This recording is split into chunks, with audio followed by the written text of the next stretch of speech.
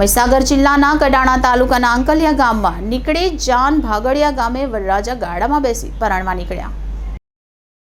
જૂની પરંપરાની ઝાંખી તરઘરીમાં બળદગાડામાં જાન જોડી વરરાજા પરણવા નીકળ્યા।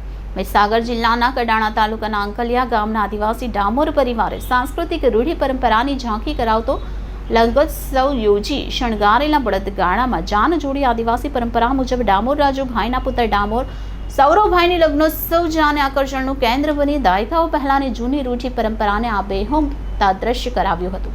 કડાણા તાલુકામાં આવેલા આંકલિયા ગામના આદિવાસી પરંપરા પ્રમાણે ડામોર પરિવારે શણગારેલા બળદગાડામાં જાન પરણવા ગઈ। સાધુ બળદગાડું પણ આજે દેખાતું નથી, ત્યારે બળદ અને ગાડાને શણગારવા માટેના દેશી ભરત અને બળદોની ઝૂલો શોધી શિંગ શણગાર એકઠો કરી આજથી 50 વર્ષ પહેલાની પરંપરાને જાળવવા અને નવી પેઢીને આ લગ્નની પરંપરાને અવગત કરાવવા માટેનો પ્રયત્ન આદિવાસી ડામોર પરિવાર સફળ કરી બતાવ્યો। પુત્રના લગ્નની જાન બળદગાડામાં જોડે શણગારેલા બળદગાડા વિવિધ પ્રકારના મોતી ભરત અને દેશી ભરત કામથી બળદોને શણગાર્યા, તેમજ અવનવી સાડીઓથી પણ બળદગાડાની શણગારવામાં આવ્યા હતા અને બળદગાડાની જાડેરી જાન જોતરી।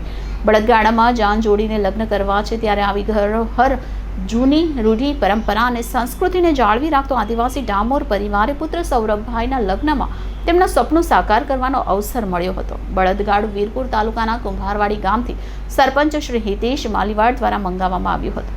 Reporter Bharat Khant, city gold news, Mahisagar.